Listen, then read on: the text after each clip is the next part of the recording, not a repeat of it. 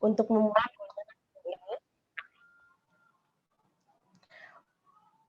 memulai kuliah umum ini, marilah kita ucapkan basmalah bersama-sama.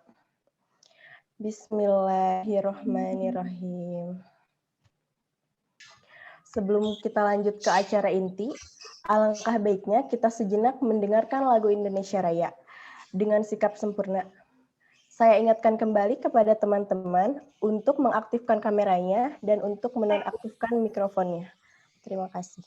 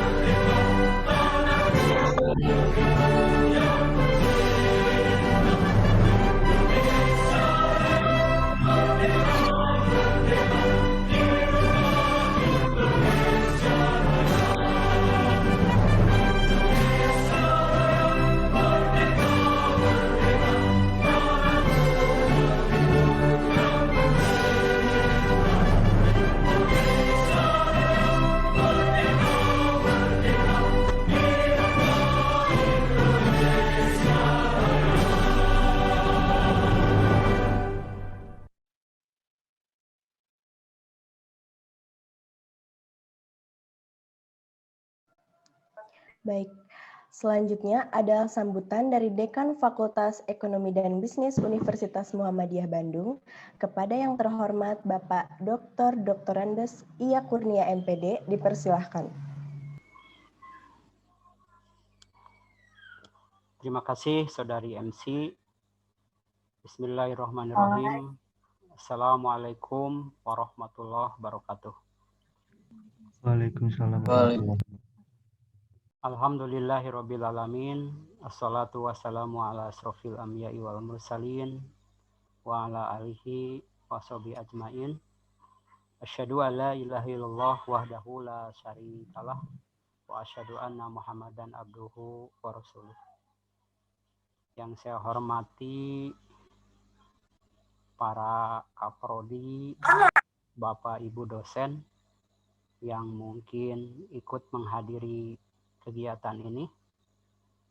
Yang saya hormati Pak Muhammad Ramadan. Terima kasih Pak Muhammad Ramadan telah berkenan menghadiri undangan kami melalui Ibu Siti Qadariyah.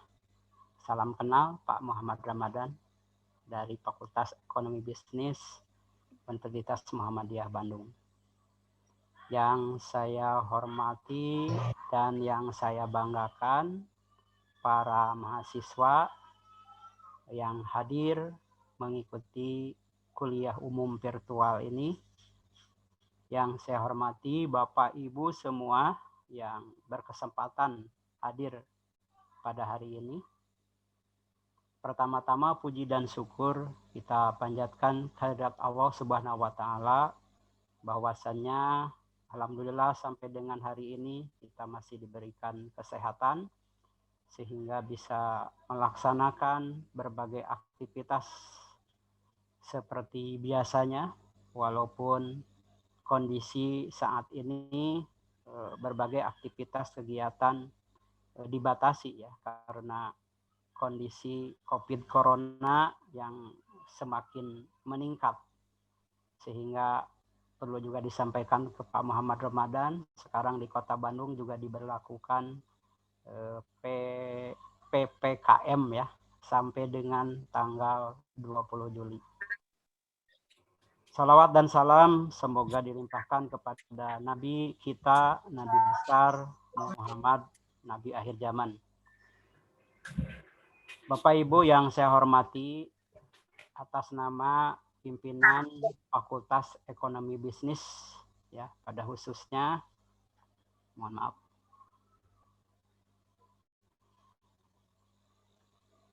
Mewakili juga Universitas Muhammadiyah Bandung pada umumnya, saya mengucapkan terima kasih yang sebesar-besarnya.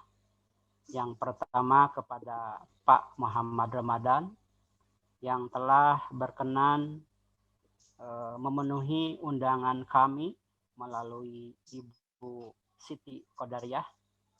Ibu Siti Qadariyah ini merupakan salah seorang dosen tetap ya di Fakultas Ekonomi Bisnis Universitas Muhammadiyah Bandung. Yang pada semester ini Ibu Siti Qadariyah ini memegang atau mengampu mata kuliah Pancasila. Sekali lagi terima kasih Pak Muhammad Ramadan telah berkenan di suatu saat bisa bersilaturahmi di kampus kami. Apabila nanti memungkinkan, Corona sudah tidak ada lagi, kami akan dengan senang hati kalau Pak Muhammad Ramadan nanti bisa berkunjung bersilaturahmi ke kampus kami. Terima kasih juga saya sampaikan dan penghargaan yang setingginya ya kepada Ibu Siti Qadariyah sebagai pengampu mata kuliah yang telah mempersiapkan secara sukarela kegiatan ini. Dia langsung koordinasi sendiri, melibatkan panitia mahasiswa begitu, sehingga beberapa hari yang lalu saya lihat terus beraktivitas untuk mempersiapkan acara ini bisa berjalan dengan baik, termasuk juga para panitia mahasiswa ya. Ini juga MC dari mahasiswa ya Bu Siti ya? Betul Pak, dari mahasiswa. Nah, semuanya dari mahasiswa ya, terkecuali moderator Bu Siti. Jadi saya ucapkan terima kasih nih pada para mahasiswa ya, sambil belajar begitu. Sambil belajar, sambil kuliah, maka ini nanti akan menjadi pengalaman yang sangat berharga. Bapak Ibu, para mahasiswa yang saya banggakan, hari ini nanti kita akan bersama-sama menyimak kuliah umum yang akan disampaikan oleh narasumber atau pembicara yang didatangkan secara virtual dari Malang. Nanti kita akan sama-sama menyimak dengan tema wawasan Nusantara pada era milenial di masa pandemi ya. Ini saya baca dari flyernya. Wah, ini materi yang sangat bagus, menarik ya, merupakan bagian dari pembahasan dalam mata kuliah Pancasila. Mata kuliah Pancasila dan Kewargaan Negaraan ini sudah menjadi peraturan pemerintah, terutama dalam peraturan pemerintah pendidikan tinggi. Saya lupa lagi nomornya dan tahunnya.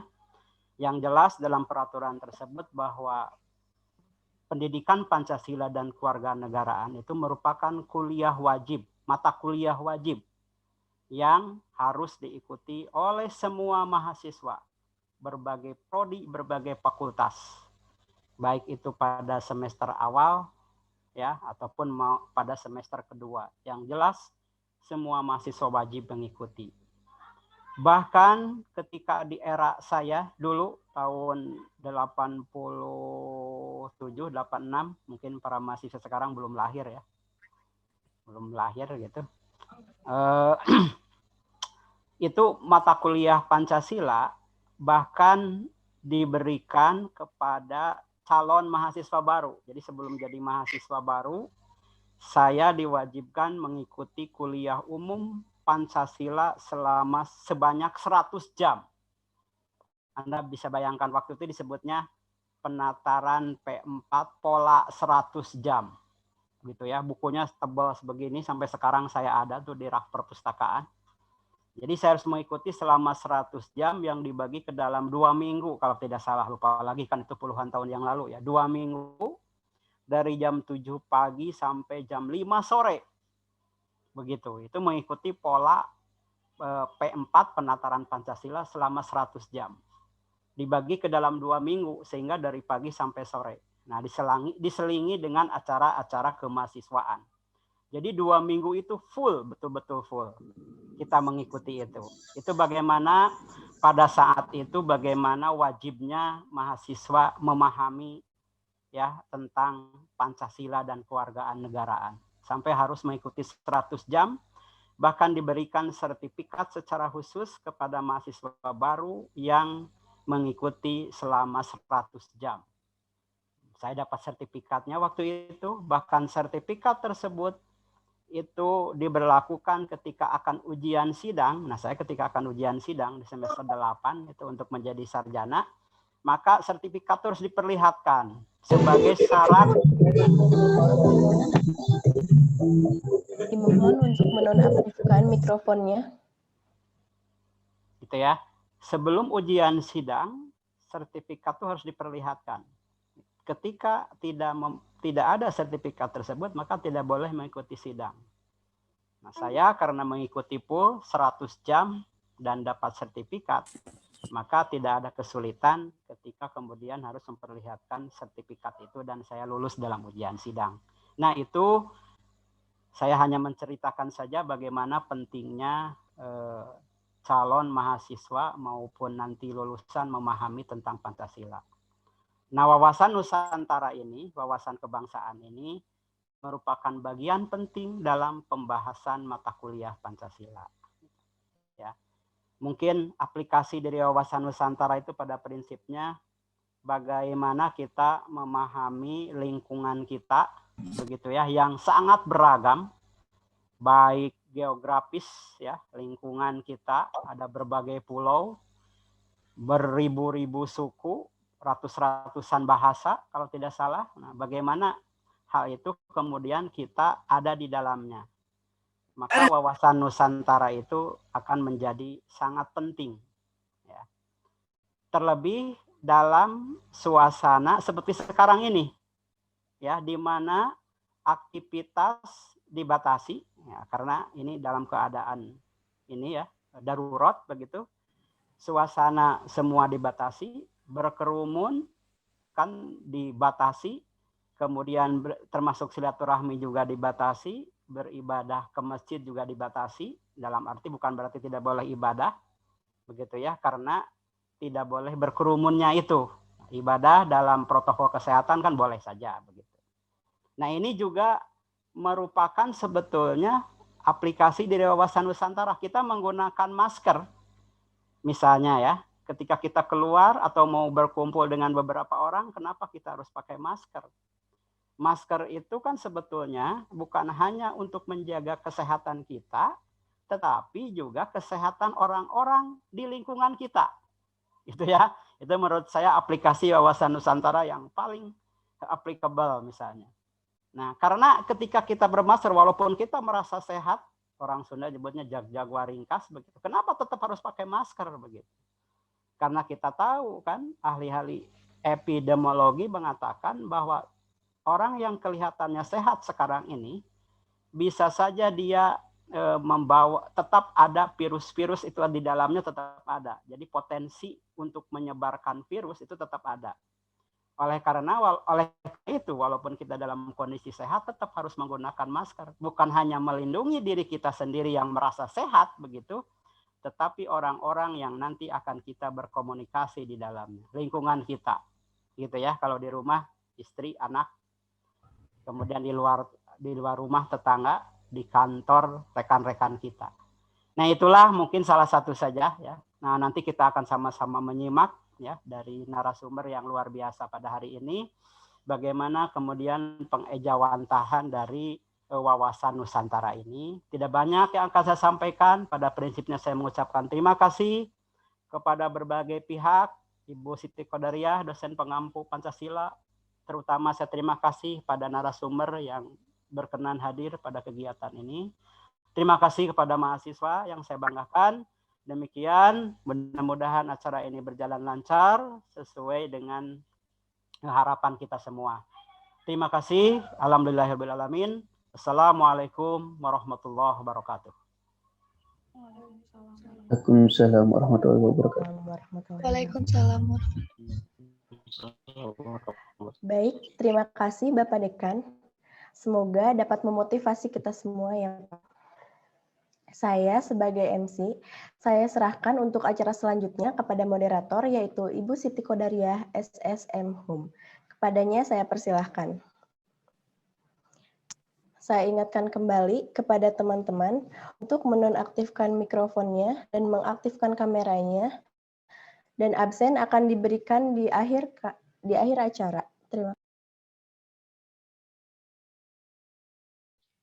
Baik, terima kasih kepada Saudara MC. Assalamualaikum warahmatullahi wabarakatuh. Waalaikumsalam warahmatullahi Waalaikumsalam warahmatullahi wabarakatuh. Baik, sebelum kita memulai kuliah umum, izinkan saya untuk memperkenalkan diri sekali lagi. Saya Siti Qodariah, saya dosen pengampu mata kuliah Pendidikan Pancasila dan Kewarganegaraan, Fakultas Ekonomi dan Bisnis Universitas Muhammadiyah Bandung, yang saat ini sebagai moderator. Nah, sebelum kita masuk ke acara kuliah umumnya, saya sampaikan terlebih dahulu bahwa kolom chat akan mulai dibuka setelah narasumber memulai paparannya. Lalu, jadi silakan bagi mahasiswa yang mau bertanya untuk mengetikkan pertanyaannya di kolom komentar tersebut. Dimohon juga untuk tetap menerapkan etiket digital yang baik dalam menggunakan kolom chat ya selama kuliah umum ini berlangsung. Baik, sebelum kita masuk ke perkuliahan umumnya, terlebih dahulu saya akan membacakan CV dari narasumber kita hari ini. Kita kenalan dulu ya sama narasumbernya.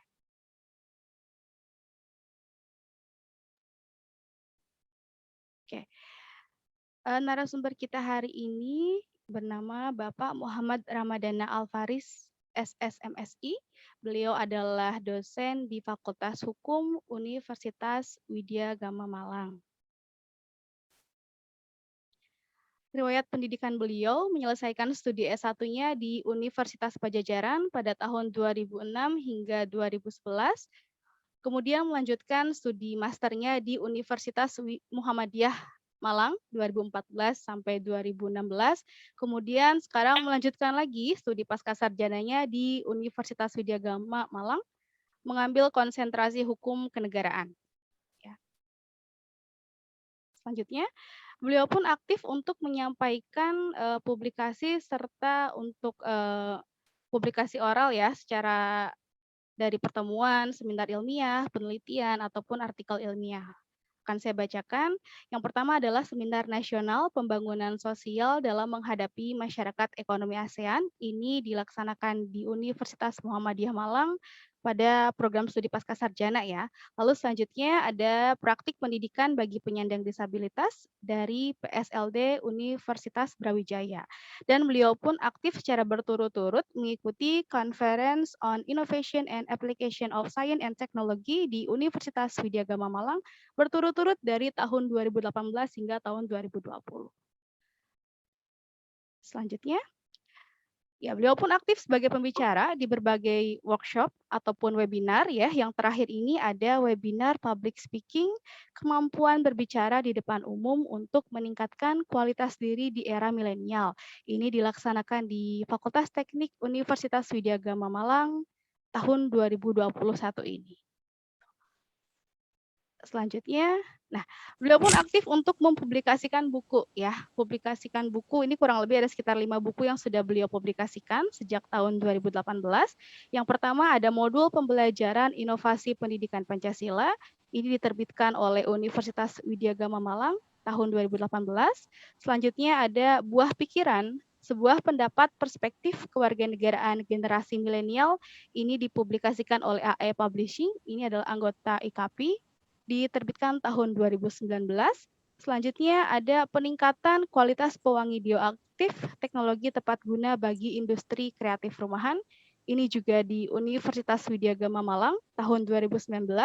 Dan yang terbaru di tahun 2021 ini, kita baru memasuki di bulan ke-7, Bapak Rama sudah meluncurkan 2 buku sekaligus ya, sangat produktif sekali ya. Yang pertama ada Hukum dan Teknologi, ini merupakan book chapter, ini dari BPFH, dari Universitas Negeri Semarang 2021. Dan satu lagi ada yang terakhir, yang paling masih hangat, ada Seruan Nalar dari AE Publishing. Ini merupakan anggota IKP juga, penerbitnya tahun 2021. Ya. Baik, selanjutnya. Selain aktif di menulis buku, ya Bapak Rama juga aktif untuk mempublikasikan tulisannya di media massa. Di sini terlampir banyak sekali ya, beliau menulis di media massa, terutama di Koran Birawa sama di Malang Post. Terhitung tanggal 11 Juni 2013 hingga Mei 2019. Mungkin setelah Mei 2019, Bapak Rama ini sudah berhenti menulis karena sudah aktif untuk menulis publikasi ilmiah atau mungkin buku ya. Jadi dibagi-bagi juga tulisannya menjadi sebuah terbitan buku yang lebih besar lagi. Gitu. Baik, itu CV yang saya bisa bacakan. Selanjutnya, saya bisa langsung serahkan kepada Bapak Ramadana untuk memulai kuliah umumnya. Dipersilakan, Bapak. Cek. Ya, terima kasih atas waktunya. Assalamualaikum warahmatullahi wabarakatuh. Waalaikumsalam. Yang saya hormati Bapak Dekan Pak Dr. Andes Lakurnia ya, MPD. Terima kasih atas undangannya. Saya juga sangat merupakan suatu kebanggaan bagi saya, bagi kami untuk menghadiri undangan ini. Kemudian kepada yang terhormat Bu Siti Qadariyah selaku moderator, ya dia juga pengampu mata kuliah Pendidikan Pancasila dan Kewarganegaraan di UMB. Yang saya hormati juga pada mahasiswa, Bapak Ibu dosen yang jikalau ada di ruang virtual ini, terima kasih atas waktunya untuk dapat berkenan hadir di acara yang luar biasa ini. Nahmaduhu wa nasta'inuhu wa nastaghfiruh wa na'udzu billahi min syururi anfusina wa min sayyiati a'malina may yahdihillahu fala mudhillalah wa may yudlilhu fala hadiyalah amma ba'du. Untuk mempersingkat waktu, mungkin saya ingin konfirmasi terlebih dahulu, saya diberi waktu berapa lama ya, Bu Moderator? 45 menit, Pak. Oh, 45 menit, baik.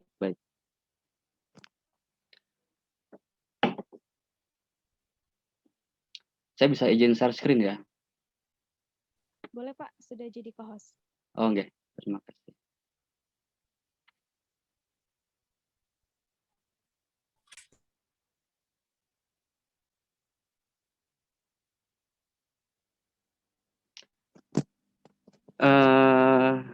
Tadi sudah dibacakan CV saya sempat di wilayah barat ya, di mana Pajajaran.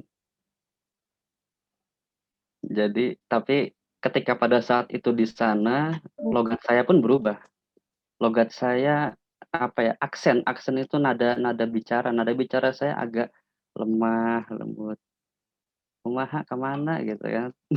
Tapi sekarang ketika sudah di wilayah timur, logat juga berubah lagi. Itulah kalau dalam ilmu sosiologi itu internalisasi proses. Jadi ada objektivasi, kemudian dia terakhirnya itu ada terinternalisasi. Jadi ada penyatuan antara budaya di tempat tersebut. Nah, itu juga bagian dari wawasan. Jadi setidaknya dari sisi psikis itu kita tidak ego dalam kesukuan itu. Oke, mungkin langsung saja saya akan memaparkan sesuai dengan tema yang ada sekarang tentang wawasan Nusantara pada milenial di tengah pandemi. Tadi beberapa sudah dipaparkan oleh Pak Lakurnia terkait pandemi, bagaimana cara mengontrol dan menjalankan protokol kesehatan, karena di sisi lainnya itu kesehatan saat ini menjadi nomor satu dibandingkan yang lainnya. Karena kalau sudah sehat, tentu saja bisa mencari hal-hal lainnya. Pertama, wawasan Nusantara itu tentu saja tidak terlepas dari yang namanya wawasan nasional, karena nasional itu lingkup luas dari Nusantara, khususnya Indonesia. Jadi secara definisi itu dia cara pandang suatu masyarakat yang dikaitkan dengan wawasan nasional. Jadi maka memiliki arti cara pandang suatu bangsa terhadap negaranya sendiri. Jadi wawasan nasional itu merupakan cara pandang kita terhadap bangsa, terhadap negara kita sendiri yaitu Indonesia. Bagaimana cara kita memandang negara tersebut. Nanti di dalam suatu negara itu pun juga nanti terdapat banyak aspek-aspek yang perlu diketahui dan itu menjadi wawasan kita bersama. Selanjutnya ada yang namanya faktor yang mempengaruhi wawasan Nusantara. Yang pertama ada asas kepulauan. Jadi biasa dikenal dengan memiliki arti lautan terpenting atau wilayah laut yang di dalamnya terdapat pulau-pulau. Seperti yang kita ketahui juga bahwa Indonesia merupakan negara kepulauan yang di dalamnya terdiri dari berbagai macam pulau, seperti ada Pulau Jawa, Sumatera, Sulawesi, Kalimantan, dan lain sebagainya yang ada di wilayah timur sana. Itu merupakan bagian dari asas yang dimiliki oleh Indonesia. Jadi kepulauan Indonesia itu berasal dari kata Hindia Belanda, Indo yang berarti India, dan Nesos ada berarti pulau. Ada banyak versi mengenai ini, itu bisa dicari lagi bagaimana spesifiknya, karena tentu saja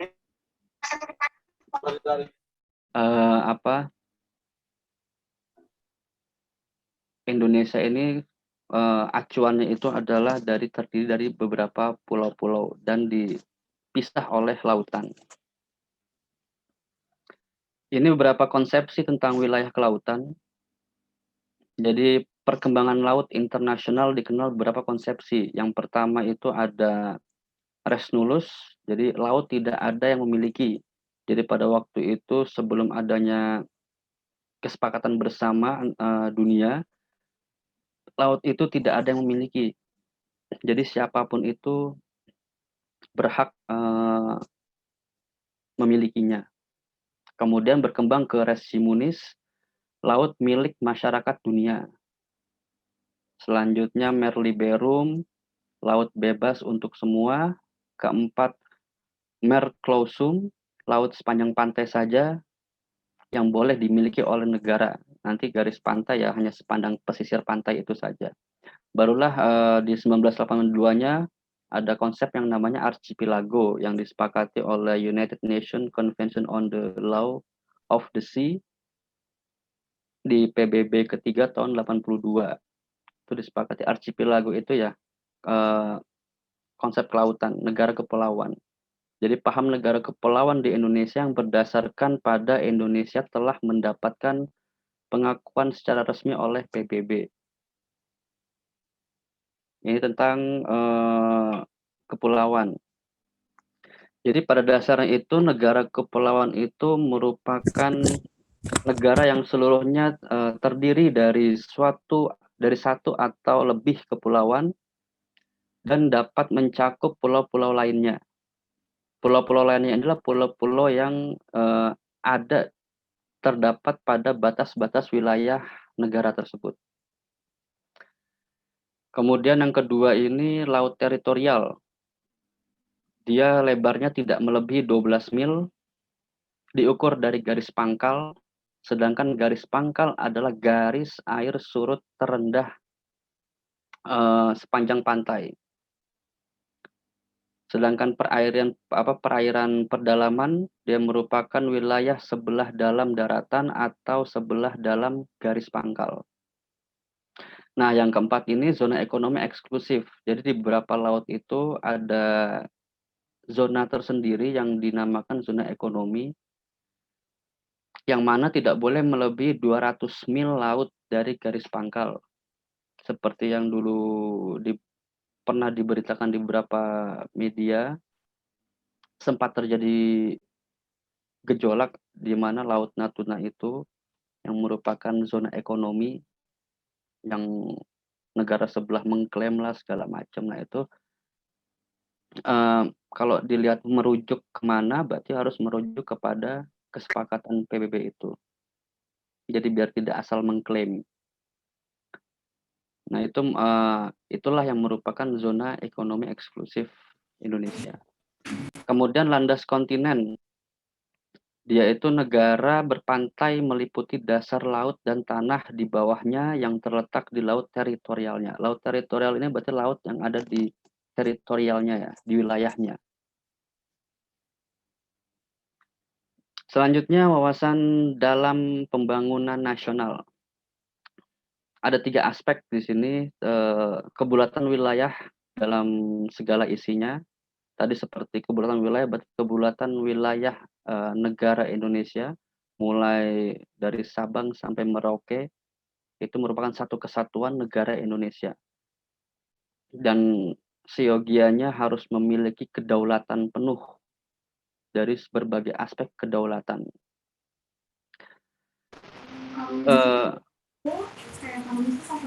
Selanjutnya yang kedua, keragaman SARA.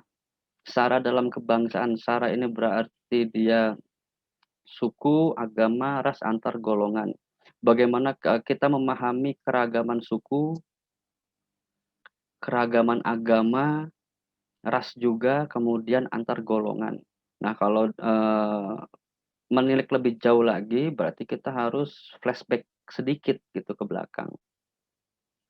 Misal seperti tadi Pak Lakurnia mengatakan dulu ada P4 harus latih mengenyam selama 100 jam. Nah, itu berarti memahami betul bagaimana keragaman SARA, bagaimana Pancasila, sila pertama itu, agama yang ada di Indonesia pada waktu itu apa aja, bagaimana cara menyikapinya, kemudian rasnya juga ada ras apa aja di Indonesia, kemudian golongannya juga ada banyak juga pada waktu itu, dan sempat bersih tegang juga. Nah, itu merupakan bagian wawasan, karena wawasan itu cara pandang kita. Tapi sebelum kita memandang, kita juga harus punya ilmu untuk memfasilitasi keyakinan diri kita masing-masing, adanya keragaman tersebut. Yang ketiga, Kepulauan Nusantara merupakan satu kesatuan sistem hukum nasional. Sistem hukum nasional berarti kita berbicara mengenai Rechtsstaat dan juga rule of law. Jadi yang mana konsep negara hukum itu adalah yang menjadi panglimanya itu adalah hukum. Negara bergerak berdasarkan hukum yang disepakati. Jadi tentu saja semua lembaga-lembaga pun, semua lembaga eksekutif dan yudikatif pun juga bergerak berdasarkan hukum. Itu yang dinamakan konsep negara hukum. Jadi negara harus tunduk terhadap hukum. Pada asal mulanya seperti itu. Jadi makanya kenapa satu kesatuan sistem hukum, yaitu satu kesatuan sistem hukum nasional di Indonesia. Jadi Indonesia ini diatur oleh hukum dan semua aspek-aspeknya diramu, dimasukkan ke dalam hukum itu sendiri. Misalnya seperti saya pernah ikut webinar bersama ada orang Jepang. Jepang, Profesor Yuzuru, dia tidak panik menghadapi pandemi. Karena sebelum pandemi itu ada, mereka sudah ada payung hukumnya gitu. Nah, itulah yang harus menjadi potret buat Indonesia dalam menghadapi suatu masalah, khususnya sekarang pandemi. Jadi di Jepang itu dia tidak repot mengatur, bingung mana aturannya, tapi sudah ada aturannya gitu. Jadi tinggal melaksanakan hal-hal teknisnya saja terkait pandemi. Jadi selanjutnya, Kepulauan Nusantara satu kesatuan ekonomi. Kekayaan Nusantara adalah modal bangsa untuk memenuhi seluruh kebutuhan seluruh wilayah Indonesia. Ya ini SDA, sumber daya alam yang ada di Indonesia merupakan modal bangsa untuk mensejahterakan rakyat yang tertuang dalam pasal 33 ayat 1 kalau tidak salah Undang-Undang Dasar 45. Jadi bumi, air, dan segala kandungannya yang ada di Indonesia dikuasai oleh negara dan dipergunakan untuk kemakmuran rakyat. Nah itu, jadi secara tidak langsung kekayaan itu adalah dipergunakan untuk kesejahteraan bangsanya sendiri. Itu konsep dasarnya. Tapi ya banyak multitafsir di situ yang pada akhirnya hingga saat ini pun masih simpang siur lah istilahnya seperti itu. Tapi konsep dasarnya itu modal bangsa itu adalah kekayaan alamnya, kekayaan budayanya, kekayaan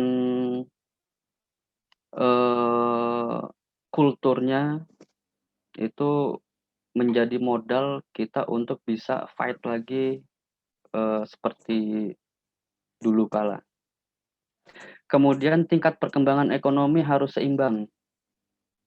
Ibaratnya itu antara pengeluaran dengan pendapatan itu seimbang. Karena ini ekonomi pasti lebih ngerti ya hal ini ya. Pengembangannya harus seimbang. Jadi perkembangan satu wilayah antar wilayah tertentu seimbang sesuai dengan kebutuhannya masing-masing. Misal seperti pada konsep desentralisasi yang kita anut sekarang ini, ada otonomi daerah, kemudian desentralisasi itu merupakan bagian dari harapannya untuk menuju kestabilan berbagai macam aspek, entah itu ekonomi, politik, dan sosial budaya. Karena tentu saja masing-masing daerah itu memiliki kebutuhan masing-masing, memiliki ciri khas masing-masing, sumber dayanya masing-masing. Jadi yang lebih tahu mengelola hal tersebut adalah daerahnya sendiri. Makanya kenapa keluarlah konsep otonomi dan desentralisasi itu. Yang ketiga, perekonomian Nusantara sebagai usaha bersama dengan asas kekeluargaan atau ekonomi kerakyatan, di mana yang tertuang dalam Pancasila, sila kelima ya, keadilan sosial bagi seluruh rakyat Indonesia, itu adalah gongnya, ibaratnya gitu. Hilirnya lah, tujuan dalam pengembangan perekonomian Nusantara. Kenapa dikatakan Nusantara? Karena lebih natural gitu. Karena kata Indonesia dengan Nusantara pun dulu sempat bersih tegang kalau tidak salah. Lebih bagus dengan nama Nusantara, ada juga lebih bagus dengan nama Indonesia. Itu sempat ada perdebatan lah pada waktu itu. Selanjutnya, sebagai satu kesatuan sosial budaya, memiliki kehidupan sehari-hari dengan tingkat kemajuan yang merata. Jadi antara ekonomi dengan sosial budaya, politik, hukum itu saling berkaitan. Jadinya antar berbagai aspek itu harus serasi. Yang tentu saja untuk kemajuan pembangunan di masing-masing daerah itu merata.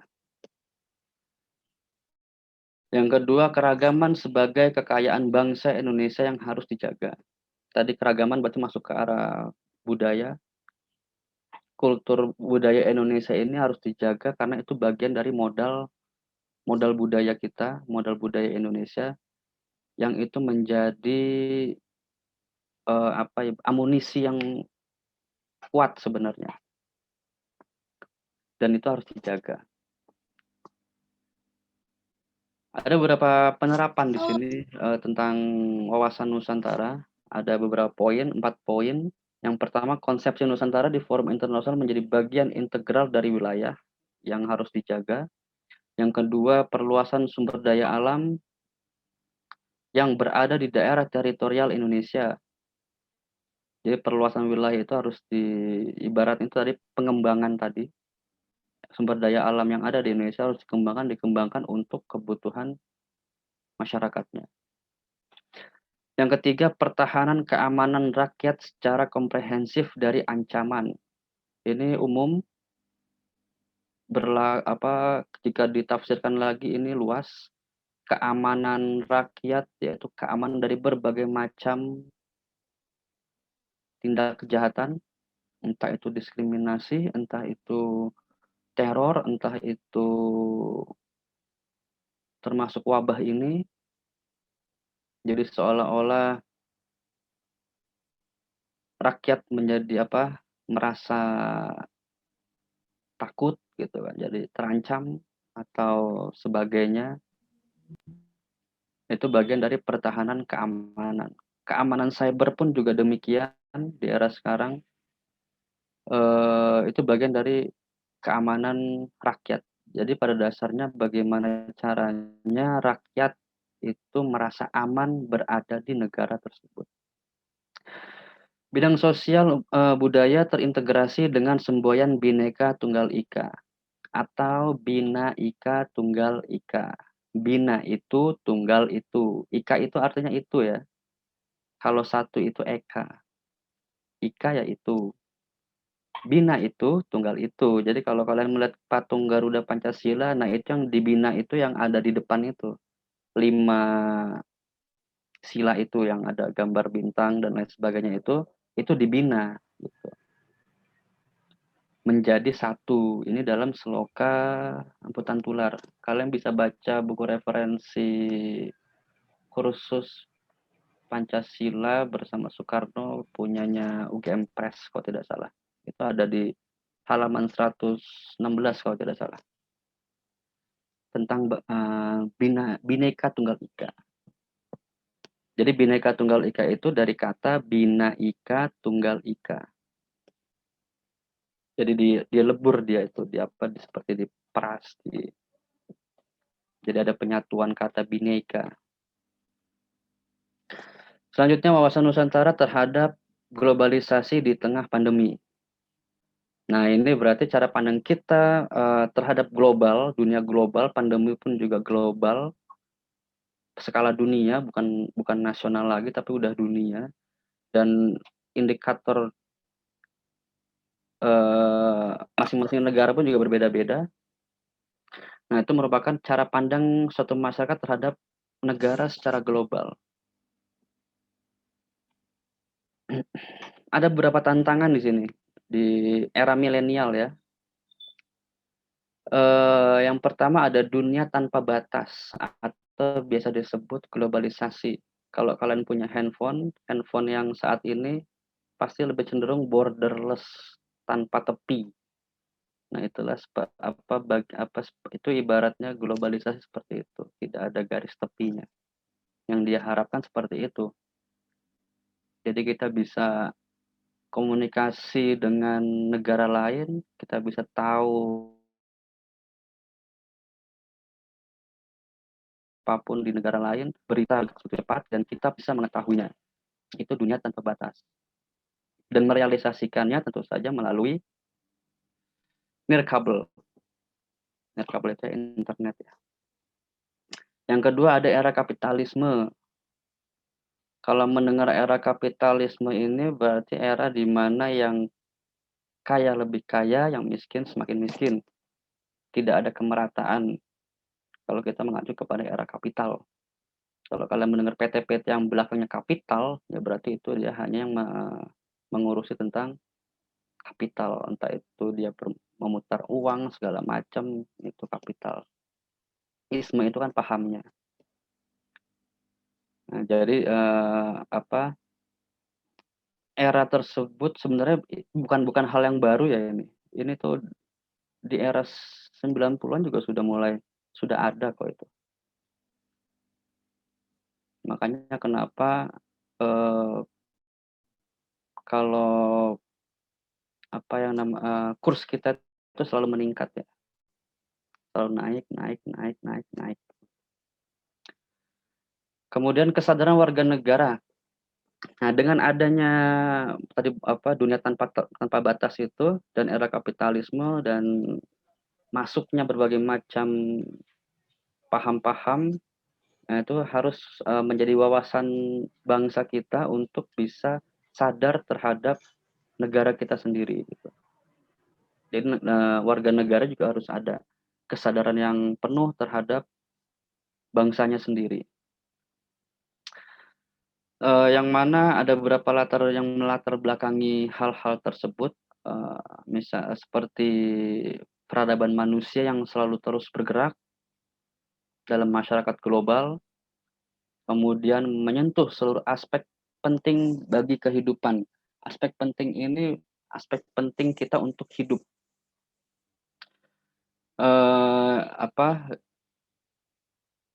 Yang aspek-aspek tersebut yang harus kita jawab untuk tetap mampu menjalankan roda-roda pemerintahan. Kemudian ada beberapa definisi di sini menurut ahli, tapi pada dasarnya hampir sama. Kalau menurut para ahli itu globalisasi terbentuknya sistem organisasi dan komunikasi antar masyarakat di seluruh dunia. Sedangkan Malcolm ini dia mengatakan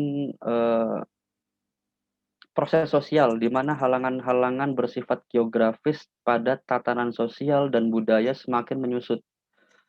Dan setiap orang kian sadar bahwa mereka semakin dekat satu sama lain. Jadi secara garis besar interconnected ya. Jadi saling terkoneksi. Kemudian jaringan kerja globalisasi yang secara bersamaan menyatukan masyarakat yang sebelumnya terpencar-pencar dan terisolasi dalam planet ini ke dalam ketergantungan dan persatuan dunia.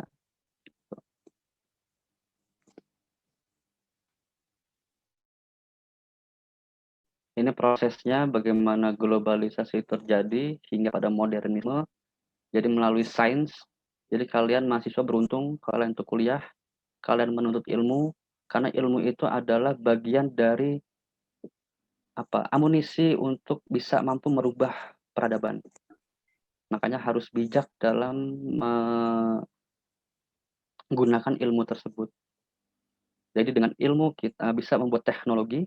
Teknologi berarti masuk ke era revolusi 3.0, di mana manusia sudah mulai beralih ke mesin, dibantu dengan mesin. Kalau sekarang sudah masuk ke revolusi 4.0, banyak sekali webinar-webinar yang menggunakan tagline itu. Karena 4.0 itu sudah masuk ke ranah internet.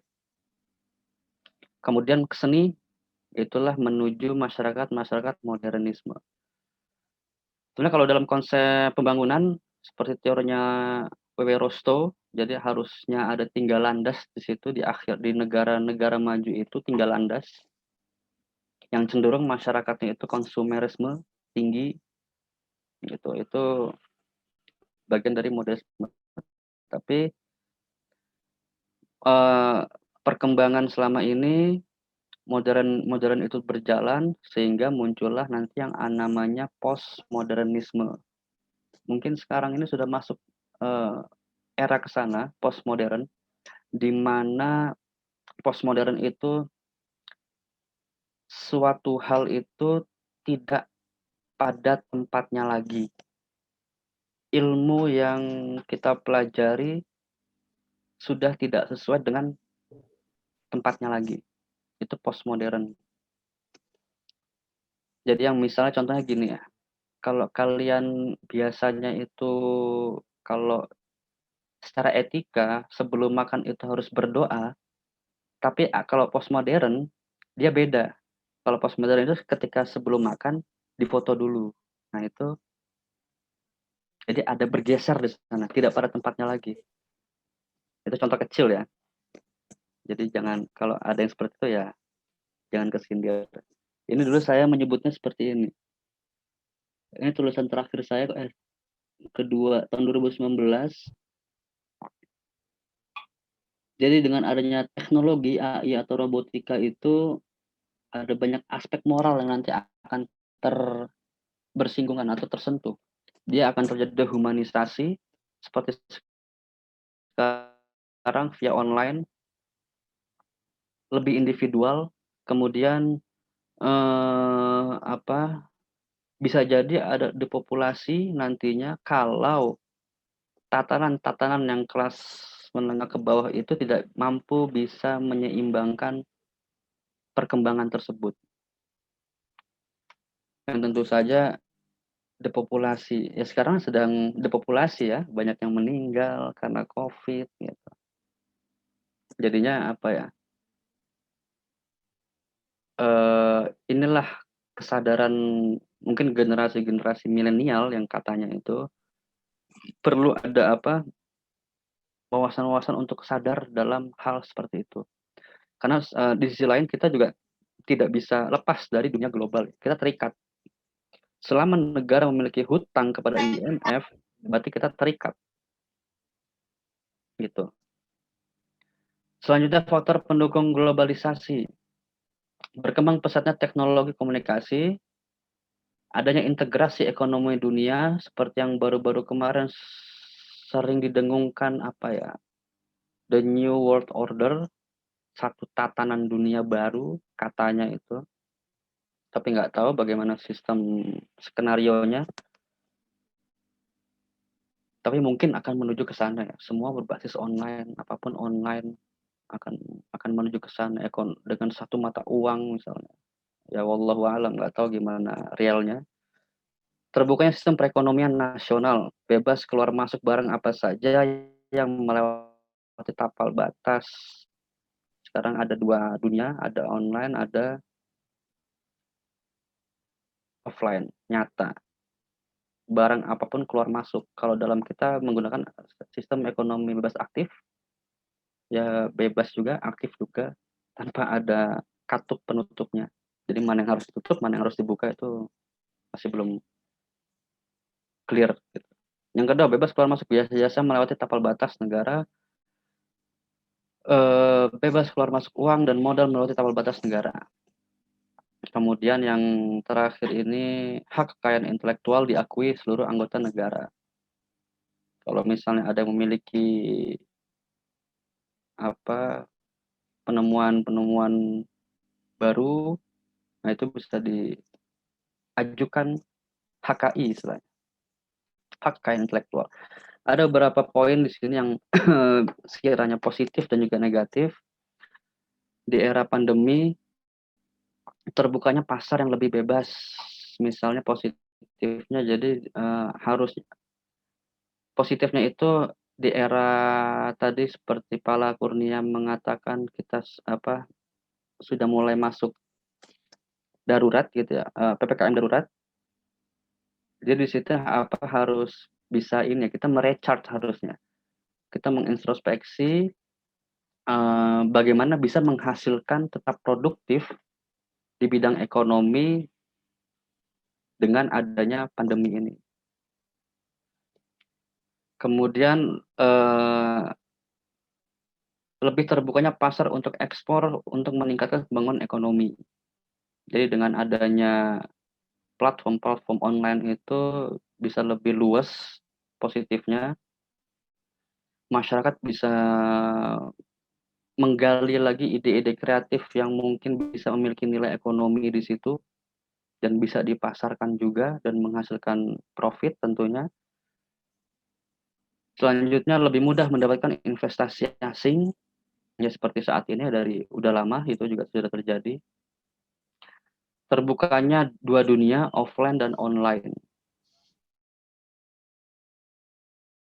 Jadi saling terkoneksi di situ. Kemudian sisi negatifnya, dengan adanya free trade selain menghasilkan keuntungan, tetapi juga lambat laun akan menimbulkan krisis. Terbatasnya kreativitas dalam memproduksi barang akan membuat suatu negara kalah dalam persaingan ekonomi, khususnya di bidang produk ya, produksi. Itu mungkin bisa dilihat dari PDB Indonesia, berapa yang Indonesia memproduksinya berapa banyak. Kemudian kapabilitas daya saing yang rendah menyebabkan suatu negara tidak dapat mempertahankan eksistensinya. Yang selanjutnya menyebabkan kesenjangan sosial, siapa yang kuat dia yang menang. Di era pandemi pun juga demikian, siapa yang kuat dia juga yang menang. Hukum itu masih berlaku. Gitu. Jadi makanya kesehatan saat ini sangat penting agar bisa mampu produktif di era apapun. Kemudian di era teknologi, bidang teknologi ini banyak elektronik, handphone, yang memudahkan kita untuk berkomunikasi, kemudian internet sekarang ini, jadi manusia dimudahkan dengan mesin dan internet, sehingga munculnya gap tadi ya, kesenjangan tadi. Yang biasanya satu pekerjaan itu dikerjakan banyak manusia, sekarang sudah digantikan ke satu mesin dan satu operator atau satu untuk maintenance. Negatifnya memperkecil lapangan pekerjaan, seperti pintu tol sudah nggak ada lagi orang-orang, meskipun masih ada ya untuk isi token ya, yang flash itu. Tapi tidak semua.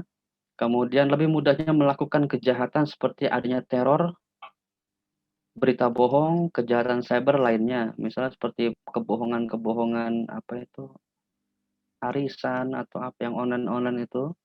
Kemudian teror juga begitu. Teror ini dari kata takut ya. Jadi kalau terorisme itu berarti paham untuk menakut-nakuti, bukan hanya pakai menakut-nakuti dalam bentuk senjata, tapi ini artinya luas, umum. Mungkin kalau misalnya mendefrak lagi menggunakan analisis hermeneutik lebih dalam lagi kata teror itu. Gitu. Diteror melalui WA misalnya, diteror oleh mantan atau siapa gitu. Nah itu juga baik. Karena istilahnya itu menakut-nakuti. Terus kita takut-takuti oleh media massa dengan adanya berita-berita meninggal, banyak yang mati lah apalah segala macam itu, sehingga psikis kita terganggu. Kalau psikis kita terganggu, imun terganggu, semuanya terganggu gitu. Terus nggak bisa melakukan kegiatan-kegiatan yang ekonomi. Itu berarti kan harus manusia itu memiliki self control yang hebat, yang bagus. Itu harus bisa diatur oleh manusia itu sendiri dalam menghadapi berbagai macam tantangan itu. Kemudian menjatuhkan moral bangsa. Dengan adanya globalisasi berarti tadi berlakulah sistem siapa yang kuat, siapa yang menang. Mau ikut kita harus mau meniru budaya sana atau budaya kita pertahankan. Berarti kan harus kuat-kuatan itu. Dengan adanya globalisasi. Karena saling terkoneksi, kita saling mengetahui gitu. Disitulah bagian dari moralnya. Terus masuklah ideologi luar. Sedangkan Pancasila di Indonesia aja belum benar-benar seutuhnya berjalan. Nah, jadinya campur aduk di situ. Selanjutnya bersikap individualisme, tidak peduli dengan orang lain. Yang terakhir, depopulasi. Mungkin ke depannya lebih canggih lagi nanti sampai bidang kesehatan. Yang depopulasi nanti bidang-bidang tenaga-tenaga kesehatan dialihkan oleh mesin mungkin ya, karena sekarang teknologi lebih kedepankan di negara-negara maju sana.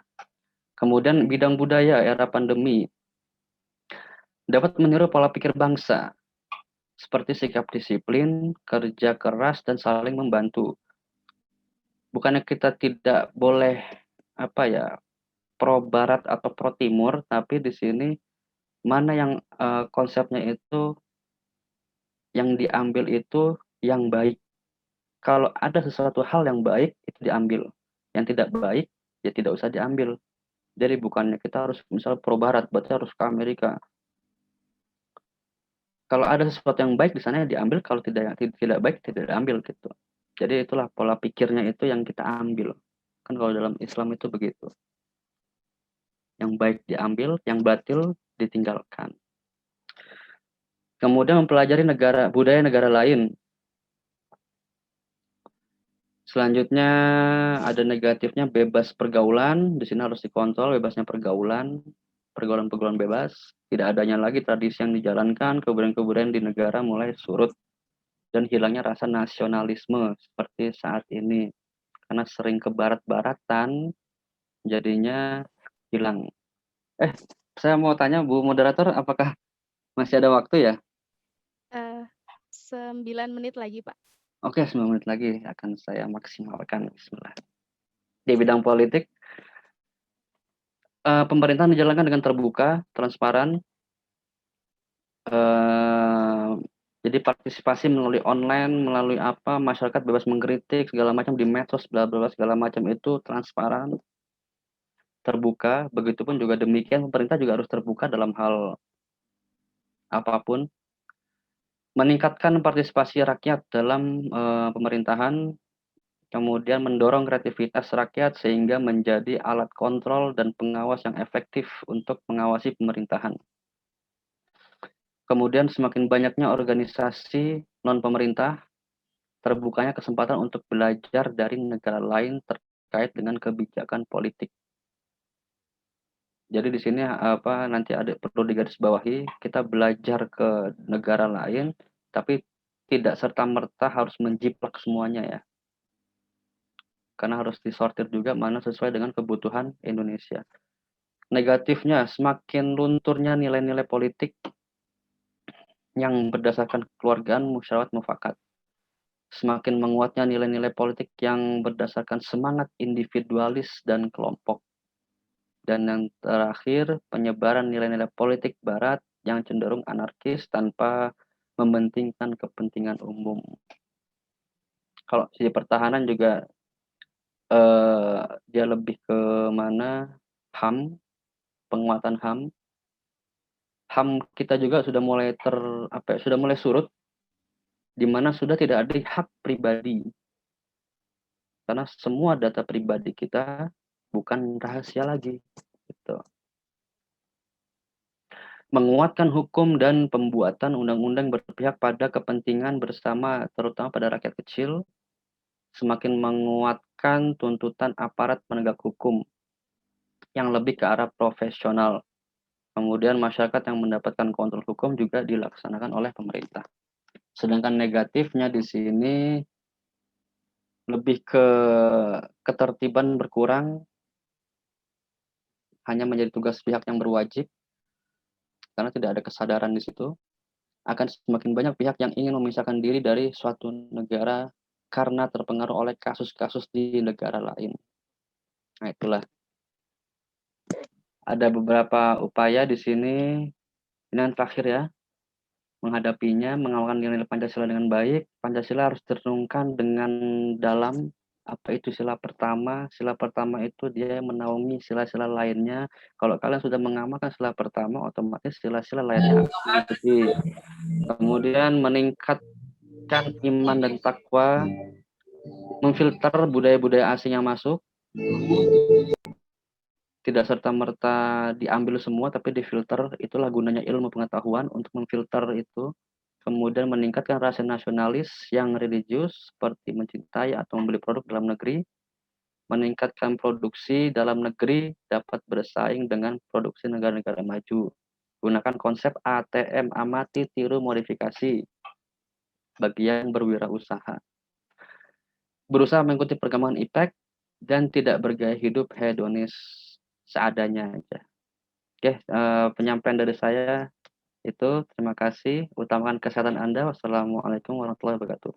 Saya kembalikan ke Bu Moderator. Warahmatullahi wabarakatuh. Terima kasih Bapak ya. Menarik sekali materinya. Saya juga sempat mencatat dulu barusan ya, saya mau simpulkan ternyata wawasan Nusantara ini adalah bagaimana cara pandang masyarakat terhadap negaranya. Di sini kalau kita berbicara tentang Indonesia, bagaimana kita memandang Indonesia sebagai sebuah negara kepulauan dan negara kelautan yang konsepnya sudah diterima oleh forum internasional sebagai Nusantara. Lalu Nusantara ini menjadi bagian yang sangat integral, tidak terpisahkan dari wilayah Indonesia. Nah, Nusantara kan tadi sudah dikatakan oleh Bapak Rama ya, kita tuh sangat beragam budaya, beragam bahasa, suku bangsa ya. Ternyata diintegrasikan lagi dalam satu semboyan Bhinneka Tunggal Ika yang tadi sempat dibahas ya. Lalu banyak hal yang bisa kita lakukan untuk menghadapi globalisasi ini ya. Pertama tetap mengamalkan Pancasila, terutama tadi sila pertama. Jika sila pertama sudah diamalkan, mungkin sila-sila selanjutnya pun akan secara kontinu ya. Lalu suara saya jelas ya Pak? Ya, yaitu selanjutnya adalah kita tetap harus memastikan dan memfilter budaya-budaya yang masuk ke Indonesia, apalagi sekarang sudah borderless ya, sudah tidak ada batas lagi, sudah nggak ada batasan. Kita harus bisa memfilter nilai-nilai mana saja atau budaya-budaya apa saja yang masih sejalan dengan budaya bangsa kita. Gitu. Tapi tetap kita tidak boleh menutup diri pada globalisasi, tidak boleh menutup diri pada iptek. Kita harus menjawab tantangan globalisasi ini agar terus bisa survive, terus bisa hidup ya, bangsa kita terus tetap hidup. Terus pandemi ini nih Pak, kita tetap mengutamakan kesehatan, betul ya. Indonesia terutama sekarang di Bandung ya sedang PPKM ya, pemberlakuan pembatasan kegiatan masyarakat. Kita harus tetap protokol kesehatannya dijaga ya, tetap di rumah saja ya, agar ya harapan kita bersama adalah pandemi ini segera berakhir. Oke, sudah ada pertanyaan nih Pak yang masuk ke kolom komentar dan sudah ada yang raise hand juga sepertinya, betul ingin bertanya atau kepencet kah? Saya bacakan dulu di kolom komentar ya Pak, ada pertanyaan di sini. Assalamualaikum kepada yang terhormat Bapak Ramadana Alfaris selaku dosen Fakultas Hukum. Saya Jihanita Nurfaiza dari kelas B Manajemen. Mau bertanya, hubungan antara hukum dan ekonomi apa ya Pak? Dan bagaimana cara mengembangkan sumber daya alam di Indonesia? Karena banyak sekali sumber daya alam yang mulai terancam baru-baru ini. Mungkin itu saja pertanyaannya. Terima kasih. Apa Pak hubungannya hukum dengan ekonomi dan bagaimana cara mengembangkan sumber daya alam di Indonesia? Silakan. Oke, terima kasih. Hubungan antara hukum dan ekonomi. Ekonomi itu bagian dari aspek yang ada di suatu negara, sedangkan hukum itu harus dia itu memayungi segala kegiatan yang ada di negara tersebut. Makanya kenapa tadi saya katakan di materi itu konsep negara hukum. Jadi semua bidang-bidang itu dipayungi oleh hukum. Makanya kenapa jadi agar kegiatan-kegiatan ekonomi itu lebih terarah, terukur dan berjalan sesuai dengan kesepakatan bersama. Itu hubungannya itu. Kalau jadi hukum ini dia adalah terapannya ya. Berbagai aspek pun itu tentu saja harus ada payung hukumnya. Kalau kita ada di negara hukum, gitu. Seperti Indonesia merupakan negara hukum juga harus dipayungi dengan hukum. Jadi agar lebih terarah semua kegiatan yang entah itu ekonomi, politik, sosial, budaya, pendidikan, semuanya itu ada aspek hukumnya, gitu. Bagaimana cara mengembangkan?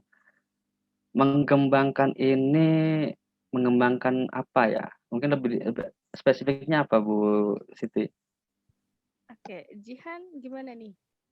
Di sini mengembangkan Karena luas ya, kalau ekonomi kan luas. Ya karena akhir-akhir ini katanya terancam punah Pak. Terancam banyak yang terancam sumber daya alam ini. Bagaimana agar sumber daya alam ini terus dikembangkan jadi tidak hilang mungkin ya? Oh ya, yang dikembangkan ini contoh lah, misalnya seperti dulu pernah ada berita tentang Freeport, itu gimana cara ngembanginnya? Sedangkan asetnya pun bukan ke Indonesia, saya dengar begitu. Mau pakai teori apa untuk mengembangkan itu? Sedangkan itu bukan sepenuhnya milik Indonesia. Berarti kan harus ada cara-cara lain untuk eh, mengembangkan sumber daya Indonesia yang benar-benar. Misalnya contoh begini, pernah ada isu kalau nggak salah apa ya, investasi yang masuk ke Indonesia itu semuanya full difasilitasi oleh asing, dari alat-alatnya, kemudian sumber daya manusianya, uangnya, kita hanya modal tanah. Nah, itu berarti kan kalau misalnya kita mau mengembangkan itu, berarti harus ada hal-hal yang dibatasi, mana yang untuk Indonesia, mana yang untuk investor. Minimal, jadi bebas aktif itu tidak semuanya bebas, kalau menurut saya seperti itu. Tapi ada bagian-bagian tertentu yang dibatasi untuk negara. Sektor UMKM juga harus dikembangkan, dipesatkan UMKM itu, karena itu bisa menjadi stabilitator ya bagi perekonomian, khususnya daerah. Oke, baik. Terima kasih Pak penjelasannya. Ini juga ada pertanyaan lagi. Saya Yana Suryana izin bertanya, bagaimana cara meningkatkan rasa nasionalisme pada generasi milenial yang dimana banyak sekali budaya asing masuk, seperti budaya Korea Selatan, yang berdampak tanpa kita sadari rasa nasionalisme akhirnya hilang. Wah, kecok sih lagi. Oke, langsung Bu Siti, atau mau ditampung dulu? Boleh dijawab dulu Oh, saja, langsung. Pak. Oke, bagaimana cara meningkatkan rasa nasionalisme? Tadi kan di poin-poin itu sudah saya paparkan ya, bagaimana cara kita memfilter. Gini loh, kalau misalnya kalian dalam situasi perang ya budaya-budaya itu kita ibaratkan seperti serangan. Karena tentu di dalam budaya itu nanti akan ada yang mau ditanamkan di dalam otak gitu. Nah, makanya bagaimana pentingnya ilmu pengetahuan untuk memfilter itu. Kita apakah menjadi adiktif dengan budaya tersebut sampai kita terpengaruh oleh gaya, oleh sampai rubah pakaian segala macam, itu berarti udah akut istilahnya begitu kan. Sedangkan kita aja lemah menghormati atau mencontoh tokoh-tokoh besar di negara kita sendiri. Kita itu udah lemah dalam hal itu. Contoh, saya lupa kapan itu, tempo-tempo bertahun-tahun lalu sempat ada duta Pancasila ya. Kalian sempat dengar pasti, duta Pancasila siapa? Nah kan, si ini yang goyang-goyang itu. Apakah itu etis? Gitu loh. Itu kan bagian dari sebenarnya kalau kita melihat itu harusnya kita sakit hati. Kok bisa seperti itu gitu loh. Padahal di belakangnya itu ada pejabat-pejabat politik juga yang jadinya tidak mencerminkan itu Pancasila. Kita lemah terhadap mencontoh tokoh-tokoh yang baik. Harusnya itu dikedepankan lagi contoh-contoh, misalnya politikus yang baik, yang hebat, atau kaum intelektual yang hebat, atau tokoh-tokoh agama. Nah itu, jadi bukan ke artis Korea, artis apa, dia kan penghibur gitu loh. Mereka itu penghibur, berarti kalau kalian suka dengan penghibur. Kalau kalian suka ngefans sama yang wanita, berarti kalian suka dengan wanita penghibur. Gitu kan logikanya. Maaf ya kalau agak ini ya. Tapi emang demikian, itu bagian dari serangan juga. Jadi sikap nasionalisme kita harus tinggi. nggak apa-apa kita melihat itu, kita hanya sebatas hiburan ya, berarti kita harus bisa mengontrol. Mana yang baik kita ambil, yang tidak baik ya kita tidak ambil, gitu. Ya, gitu aja gitu Bu Siti, bisa dilanjut. Baik. Jadi kita tetap filter ya Pak ya, mana yang cocok, mana yang tidak. Kembali lagi kepada pribadi masing-masing ya Pak. Oke, selanjutnya ini ada pertanyaan. Assalamualaikum kepada Bapak Ramadan Al-Faris yang terhormat. Saya Al-Mujahidin dari Fakultas Ilmu Hukum. Ya, mau bertanya seputar wawasan Nusantara dan kebangsaan. Globalisasi telah banyak mengubah pola pikir dan pandangan generasi muda Indonesia terhadap nilai-nilai seni tradisional yang semula dari seni tradisi dijadikan sebagai kebanggaan bangsa, sekarang menjadi suatu yang tidak ternilai lagi. Apalagi adanya masa pandemi yang sekarang yang bekerja adalah teknologi, serta dikendalikan oleh teknologi seperti handphone. Ini mengakibatkan lebih melupakan atau mengubah pola pikir generasi muda. Yang selanjutnya, pertanyaan saya, bagaimana upaya globalisasi ini tidak mengubah tradisi-tradisi kebudayaan yang ada, yang kita miliki, apalagi selama masa pandemi. Oke, jadi budaya mulai tergerus nih Pak ya, sekarang sudah mulai dilupakan dan tidak ada nilainya. Bagaimana upayanya agar tradisi ini tidak hilang mungkin ya, dan tidak berubah? Langsung ya Bu? Boleh. Silakan Ya, Pak. terima kasih. Siapa ini yang Mujahidin? Al-Mujahidin. Ini kalau nggak salah dari Widya. Iya, ini mahasiswa dari saya. Widya Agama nih. Tradisi tidak mengubah budaya. Itu gini ya, apapun aspeknya, kalau menurut saya, entah itu tadi budaya, misalnya dalam budaya itu ada banyak tradisi-tradisi, sedangkan era kita saat ini ada multi dimensi ibaratnya ya. Jadi itu didokumentasikan agar budaya itu tidak luntur. Tetap harus ada yang memegang. Kalau misalnya orang, berarti orang harus ada orang yang memegang keasliannya itu dan didokumentasikan. Misalnya tarian-tarian agar misalnya anak-anak generasi selanjutnya itu tidak lupa, berarti harus ada dokumentasinya gitu. Misal tarian-tarian atau budaya lainnya itu terdokumentasikan untuk bisa meneruskan pengetahuan itu ke generasi selanjutnya.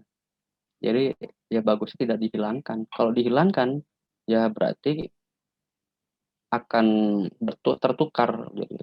Social exchange, ada pertukaran sosial di situ nantinya. Atau nantinya bisa lebih parah lagi dari itu gitu. Ya demikian. Berarti kalau menurut saya itu lebih ke dokumentasikan sesuai dengan perkembangan. Kalau disosialisasikan lewat YouTube, ya udah bermain itu di YouTube. Sosialisasikan di seenggaknya itu ada terdokumentasi, jadi tidak lupa. Lagu-lagu Nusantara juga begitu. Kan juga ada juga kok di YouTube. Jadi tidak hilang itu. Ya seperti itu. Oke. Betul ya, didokumentasikan. Jadi buat teman-teman nih yang ingin budaya daerahnya masing-masing, ingin tetap terus ada, dokumentasikanlah. Masukkan ke YouTube kan gratis ya. Jadi semua orang bisa mengakses dan nanti terlihat kapan itu didokumentasikan gitu. Waktunya ada, jadi jelas. Semoga terus bisa ditonton oleh generasi selanjutnya, jadi tidak hilang. Satu lagi nih Pak, ya sebelum habis waktunya untuk diskusi, saya Astrid Dianasari dari Universitas Muhammadiyah Bandung. Assalamualaikum warahmatullahi wabarakatuh. Izin bertanya, bagaimana cara meningkatkan kesatuan rakyat Indonesia agar tetap memiliki kebiasaan yang sesuai dengan adat istiadat bangsa Indonesia yang memiliki citra sosial yang ramah dan baik pada masa globalisasi, apalagi pada pandemi ini, Pak. Citra ramah dan baiknya bagaimana nih, Pak? Oke. Tadi nyambung dengan, sebenarnya ini mirip-mirip pertanyaannya ya. Nyambung ke apa tadi yang duta Pancasila tadi. Jadi kalau kita gunakan konsep piramid ya, jadi dari up to down, apa dari atas ke bawah, berarti harus mengulang lagi. Sebenarnya ini bukan hal baru ya. Jadi kita harus mencari mencontoh entah itu tokoh yang mampu mengendalikan untuk bisa meningkatkan kesatuan agar memiliki kebiasaan yang sesuai dengan tradisi yang masing-masing daerah punya misalnya gitu. Itu leadership, kalau saya mengatakan leadership-nya. Karena leadership itu bisa menjadi contoh nantinya dan tingkat kepengaruhannya lebih besar kalau menurut saya terhadap perubahan-perubahan perilaku termasuk budaya, entah itu pendidikan gitu. Karena lagi-lagi kalau dalam sistem struktur itu mereka akan menyontoh, yang bawah itu pasti akan menyontoh apa yang ada di atas. Ini simpelnya seperti itu Bu Siti.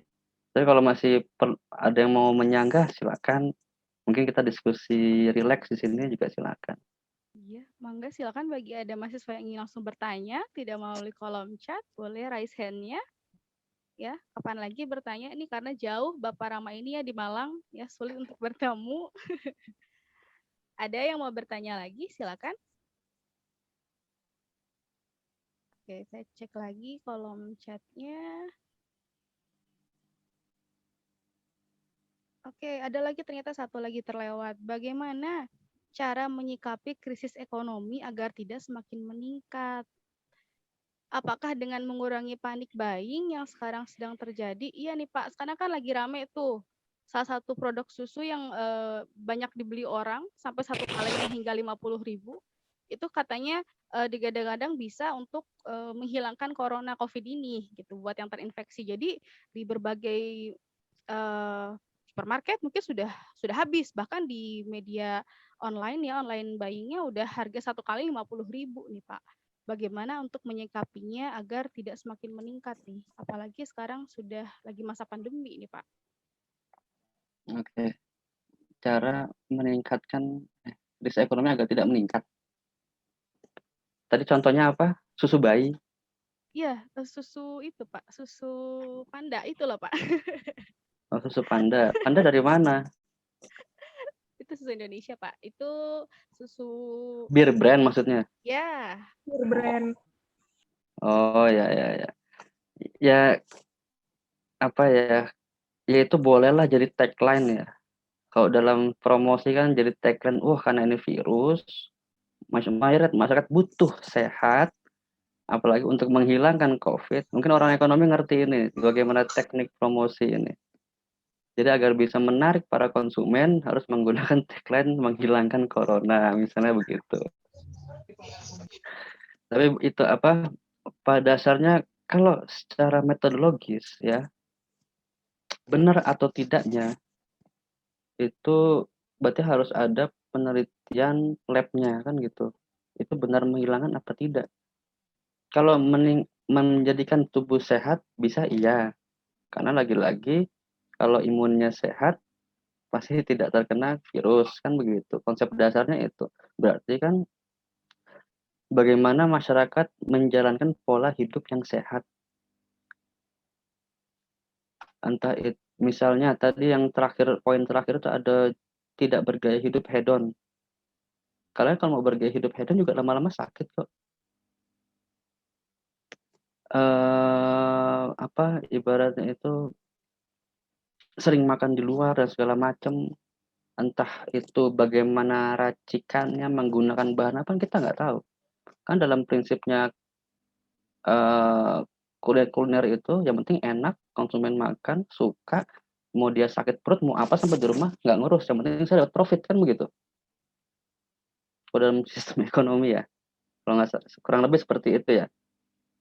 Tapi kualitas kesehatan kita nggak tahu, yang penting enak. Terus saya suka.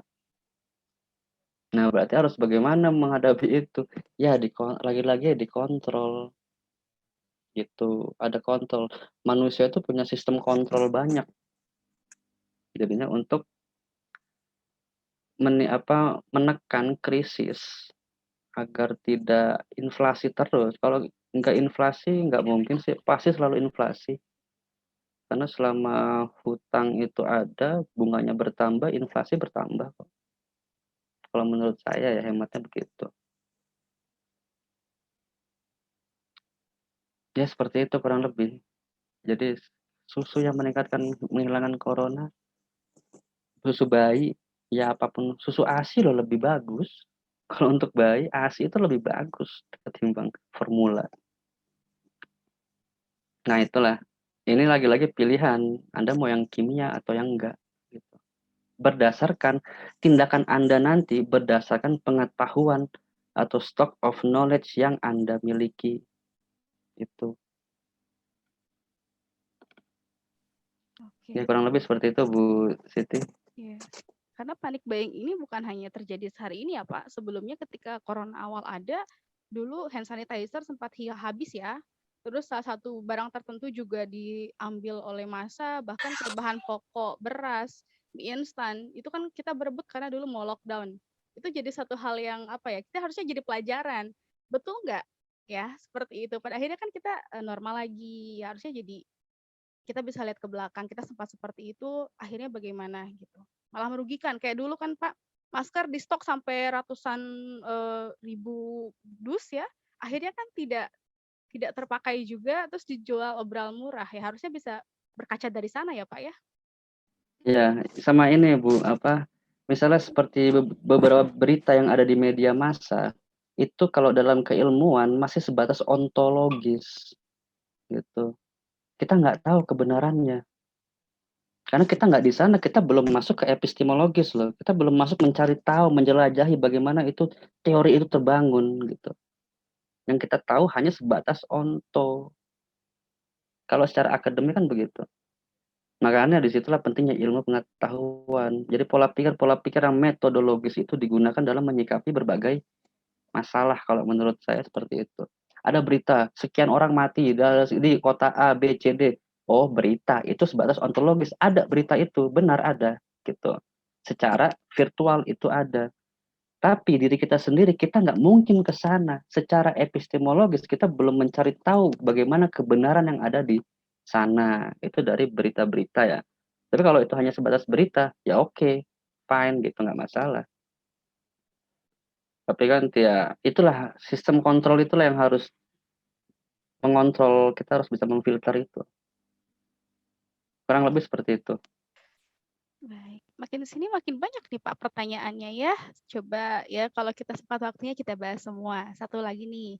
Selamat siang, saya Syahrul dari FH Universitas Widyagama ya ini. Bertanya, di tengah pandemi COVID-19, pembangunan masif dilaksanakan dan sering mendapat perlawanan dari rakyat akar rumput. Tapi pembangunan tersebut dihendaki oleh pemerintah. Apakah konsep pembangunan tersebut cerminan dari wawasan Nusantara sebagai landasan konsepsional negara Indonesia? Kritis sekali nih, mahasiswa Bapak nih. Mengenai pembangunan. Oke, tadi gimana? Apakah itu masih menjadi konsep pembangunan ya? Apakah itu cerminan dari wawasan Nusantara sebagai landasan Cerminan, ya. konsepsional? Itu cerminan, karena wawasan itu hanya sebagai pengetahuan, cara masyarakat memandang itu. Tapi kita tidak di dalam, gitu. Cara pandang kita dalam memandang kasus pertumbuhan ekonomi lah ya, yang masyarakat kecil tidak terakomodir, kurang lebih seperti itu ya Bu Siti ya. Itu wawasan. Wawasan itu hanya sebatas pengetahuan. Karena dari wawasan itulah nanti kita akan menentukan sikap dalam ke depan di kemudian harinya. Oh, berita ini begini, ini begini, ini begini. Nah, itulah nanti kita satukan, terus itu menjadi wawasan itu, dari wawasan itu menjadi hal yang kita yakini gitu. Jadi kalau itu Wawasan usaha itu wawasan, apapun itu wawasan. Semua hal-hal yang jahat yang ada di negara itu juga wawasan, dan itu menjadi bagian siklus apa ya, dalam siklus-siklus kita dalam menyikapi hal di kemudian hari itu. Ya kurang lebih seperti itu. Oke. Masih ada sekitar 9 menit lagi, Pak. Ya, coba kita maksimalkan pertanyaan yang masuk, ternyata banyak sekali. Ya, ini mohon maaf pertanyaan yang hampir mirip tidak saya bacakan karena nanti akan berulang ya jawabannya. Assalamualaikum warahmatullahi wabarakatuh. Saya Fauzia Nuraini dari kelas D Manajemen ingin izin bertanya. Dalam kehidupan politik, wawasan Nusantara diharapkan dapat menciptakan iklim penyelenggaraan negara yang sehat dan dinamis. Tapi pada kenyataannya Indonesia belum dikatakan seperti hal tersebut. Sebagaimana contoh yaitu banyaknya pejabat di Indonesia yang korupsi. Pertanyaan saya, bagaimana pendapat Bapak Ramadana mengenai hal tersebut? Dan menurut Bapak, apa yang harus dilakukan oleh generasi penerus bangsa selanjutnya? Terkait Pak korupsi. Wawasan usaha menciptakan iklim yang dinamis, ya. Iklim yang dinamis karena kita menggunakan konsep demokrasi rakyat yang berkuasa, yang diwakilkan oleh dewan-dewan termasuk majelisnya itu. Kalau menggunakan konsep kedaulatan, iya, kedaulatan rakyat ya. Jadi rakyat itu bukan individu-individu, tapi sekelompok individu yang disepakati oleh individu. Sedangkan Indonesia belum. Kalau dibilang belum ya. Kemudian contohnya korupsi. Kenapa korupsi terjadi? Ini cara pandang, ini wawasan masyarakat Indonesia dalam kasus korupsi. Ternyata Indonesia masih banyak korupsinya, terutama di bidang-bidang eksekutif misalnya. Karena semua dana mengumpul di sana dan lain sebagainya. Apa yang harus dilakukan? Kalau kita sebagai warga, minimal itu kita tidak mencontoh tokoh-tokoh yang seperti itu, gitu loh. Buat apa korupsi dicontoh, koruptor dicontoh misalnya? Ya kita harus mengambil contoh-contoh yang baik selain koruptor. Yang dilakukan itu berarti harus ada pengamalan pengamalan sila pertama itu, keyakinan itu yang harus dipupuk dulu sampai orang tersebut bisa konsisten, sehingga sehingga bisa memberikan luaran-luaran yang positif bagi kehidupannya sendiri. Itu simple kok sebenarnya. Misalnya kalau korupsi dan lain sebagainya itu ada banyak faktor, ada banyak aspek. Kalau dibedah lagi bisa panjang nantinya. Gitu. Tapi kalau untuk ke diri kita sendiri terhadap kasus korupsi itu bagian dari wawasan, dan tentu saja wawasan itu yang menjadi diri kita itu lebih baik lagi harusnya. Gitu. Ini seperti itu, Bu. Ya tentu jangan diteruskan oleh generasi selanjutnya ya. Diperhatikan bahwa korupsi ini harus dihentikan. Baik, satu lagi, last but not least ya Pak, satu lagi terakhir. Mohon izin bertanya, saya Dio Aji dari Fakultas Hukum Universitas Widyagama Malang. Menurut pemateri, bagaimana menerapkan konsep pembangunan berkelanjutan di saat ini yang terkendala dengan adanya pandemi COVID-19? Terima kasih. Pembangunan ekonomi ya. Pembangunan apa? Pembangunan berkelanjutan saja, Pak. Berkelanjutan. Oke, pembangunan berkelanjutan, sustainable development ibaratnya begitu ya. Pembangunan berkelanjutan tergantung aspek mana dulu. Kalau ada banyak poin tadi yang sudah saya sampaikan, misalnya di bidang-bidang apapun, misalnya di bidang ekonomi yang mendatangkan investor, tapi dengan batas tidak serta-merta diserahkan begitu aja, bisa. Kemudian meningkatkan produktivitas dalam negerinya, itu dalam sisi ekonomi, memperkuat ketahanan pangan, ketahanan yang menjadi sektor vital ya bagi masyarakat, misalnya pangan. Jadi sebisa mungkin pangan itu nggak impor. Masa kita mau menadahkan tangan terus gitu ke mereka asing, ibaratnya begitu. Oh, kamu jangan macam-macam, kamu lo makan dari saya. Kan sampai akhirnya begitu nantinya. Dulu juga sempat ada ucapan kok, buat Indonesia, buat peneliti aja nggak bisa, gitu. Saya lupa ungkapan dari mana itu. Nah, hal-hal yang seperti itulah yang harus dikembangkan lagi. Berarti Indonesia harus bisa buat apapun. Gitu. Kita pangan dulu jaya, sekarang jadi tidak berjaya. Sehingganya sektor-sektor itu, mineral dan lain sebagainya, yaitu harus dipegang. Barulah konsep pembangunan yang berkelanjutan itu, pembangunan berkelanjutan ini dari konsep negara ya. Kalau dulu ada GBHN, tapi sekarang apa, RPJM jangka panjang ya, yang 5 tahunan itu, kalau nggak salah itu berangkat dari situ. Jadi nanti kelihatan kemana konsep bangunan yang berkelanjutan itu. Yang sebisa mungkin tidak diberikan sepenuhnya kepada pihak luar, tapi lebih dimaksimalkan ke dalam negeri. Mungkin kurang lebih seperti itulah pembangunan berkelanjutan itu. Oke, baik. Terima kasih karena waktunya juga sudah habis. Mohon maaf jika ada pertanyaan yang belum sempat terjawab.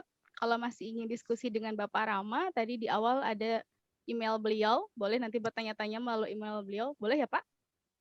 Ya, boleh. Boleh ya, ada emailnya nanti di depan ya. Mohon maaf jika selama perkuliahan umum tadi berlangsung ada kesalahan atau hal-hal yang kurang berkenan, baik itu secara teknis maupun non-teknis ya. Terima kasih kepada Bapak Rama yang sudah berkenan memaparkan dan menjawab pertanyaan dari peserta kuliah umum hari ini. Saya sebagai moderator, saya tutup. Wabillahi taufiq wal hidayah. Wassalamualaikum warahmatullahi wabarakatuh. Saya kembalikan kepada MC. Silakan. Waalaikumsalam. Waalaikumsalam warahmatullahi wabarakatuh. Baik, terima kasih kepada Ibu Siti Qodariah SSM Hum selaku moderator. Acara akan kembali dipandu oleh saya. Selanjutnya, penyerahan sertifikat kepada pemateri. Kepadanya dipersilahkan. Oleh saya ya? Iya, bangga Bapak. Oh ya. Baik Pak Ramadana, Ya, Pak.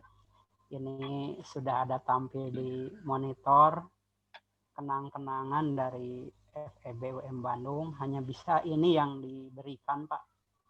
Ya Pak, terima kasih banyak. Ini sangat tidak berarti dibandingkan dengan Bapak tadi memberikan wawasan kepada semuanya, terutama kepada mahasiswa kami. Sangat tidak berarti, tapi mudah-mudahan ini menjadi kenangan Pak. Nanti Bapak satu saat silaturahmi ke kampus kami di Bandung, bila memungkinkan akan kami terima dengan baik. Ya, Pak. Saya serahkan kepada Bapak untuk kenang-kenangan. Terima kasih Pak. Ya, terima kasih banyak Pak Laha Kurnia.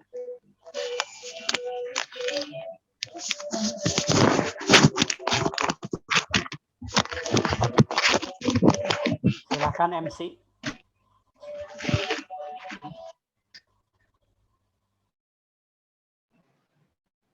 Untuk rekan-rekan sekalian, dimohon untuk mengaktifkan kameranya dan menonaktifkan mikrofonnya, karena kita akan mengadakan sesi foto bersama.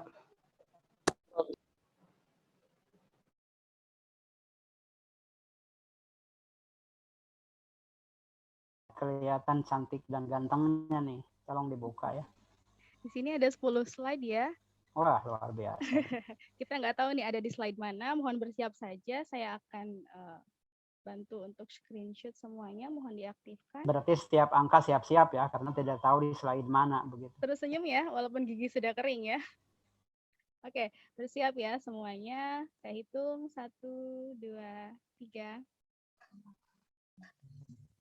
Oke, ini baru slide 1 ya.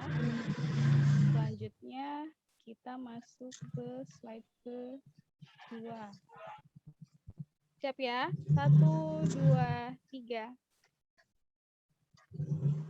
Oke.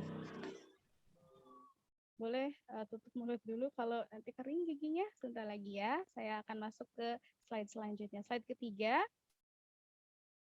Oke, siap ya. 1, 2, 3. Slide selanjutnya. Siap ya. Bentar. 1, 2, 3.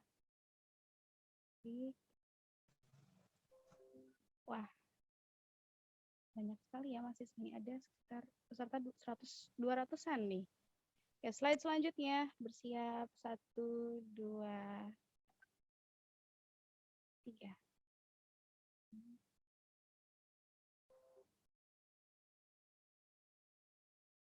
Masuk ke slide kelima. Aduh, banyak ya.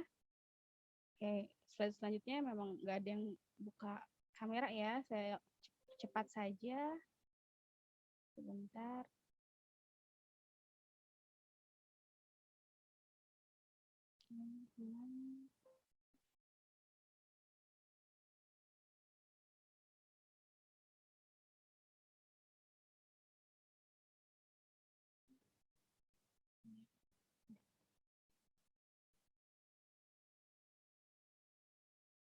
Ini slide terakhir ya.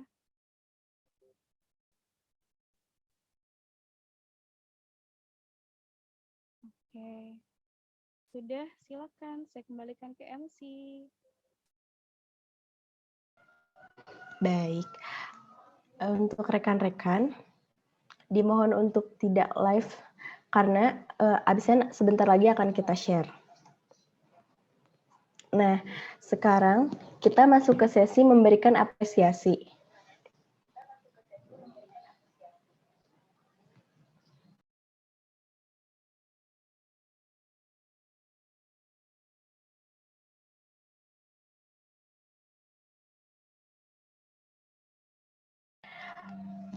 Nah, di layar kalian sudah ada barcode. Bagi kalian yang mengikuti kuliah umum ini memakai laptop, kalian bisa scan barcode yang ada di layar menggunakan smartphone. Tapi jika kalian menggunakan smartphone, kalian bisa mengklik link yang ada di kolom komentar.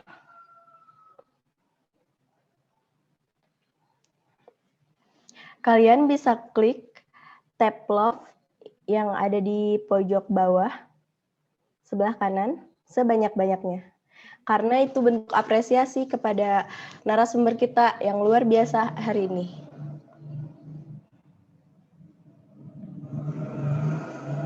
Saya ulangi kembali, kepada rekan-rekan yang menggunakan laptop, kalian bisa scan barcode ini yang ada di layar kalian melalui smartphone.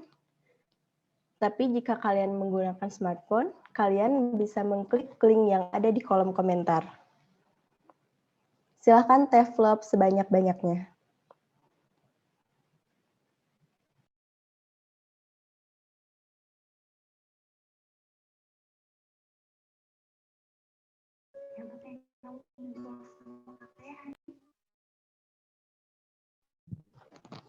Yang banyak ya teman-teman, karena itu bentuk apresiasi kita terhadap narasumber kita hari ini.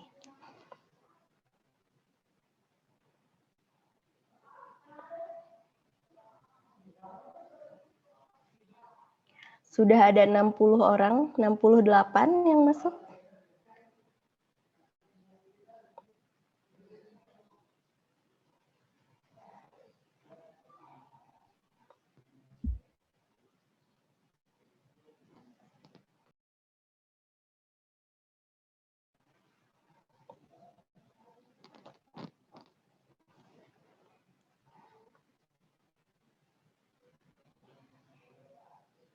Sudah ada 133. Iya, banyak sekali teman-teman.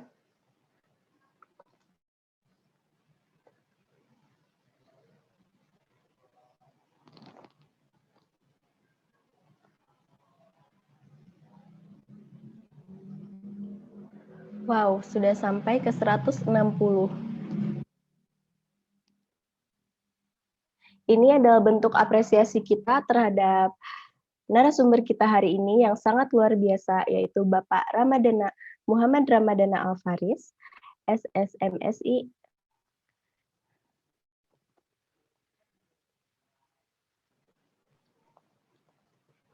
Baik, cukup teman-teman. Nah, setelah kalian scan barcode, kalian bisa tulis 3 kata untuk pemateri kita hari ini sebagai apresiasinya.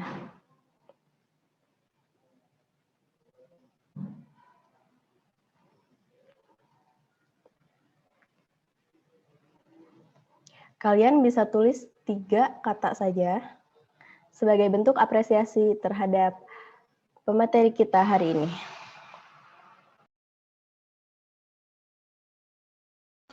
Sudah mulai muncul, ada beberapa yang sudah masuk.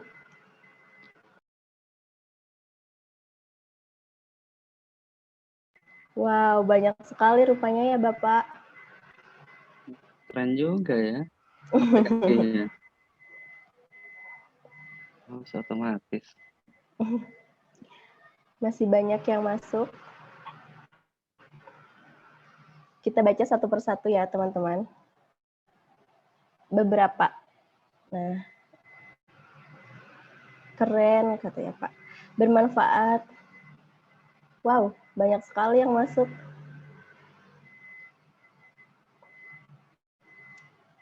Saya sampai bacanya cuma bisa yang gede saja Pak. Banyak sekali dari teman-teman ini. Informatif sekali katanya. Berkesan. Ilmunya luar biasa Bapak.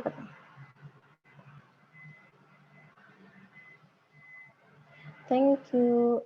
Terima kasih. Banyak sekali rupanya ya.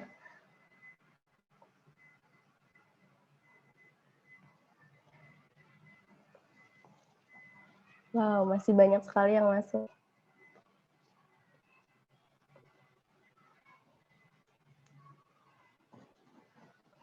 Hebat, berkesan katanya Pak. Sehat terus ya Bapak katanya. Terima kasih Bapak. Nah, cukup. Cukup ya teman-teman. Inilah pesan yang diberikan rekan-rekan untuk Bapak. Semoga berkesan ya Bapak yang Ya, terima menjadi kasih. narasumber kita hari ini. Terima kasih Bapak Dekan yang telah hadir dari awal sampai akhir. Terima kasih Bu Moderator yang telah memandu kuliah umum kita hari ini. Dan tentunya terima kasih kepada narasumber kita Bapak Muhammad Ramadana Alfaris, SSMSI. Dan terima kasih kepada teman-teman yang telah hadir dari awal sampai akhir ini. Saya ingatkan absen akan disimpan di kolom komentar. Nah, bagaimana rekan-rekan? Apa ada hal yang kita petik? Pastinya dong ya, banyak sekali yang kita petik dari acara hari ini. Ini ada sedikit kutipan dari saya. Orang bijak pernah berkata bahwa pendidikan bukan cuma pergi ke sekolah dan mendapatkan gelar, tetapi juga memperluas pengetahuan dan menyerap ilmu kehidupan.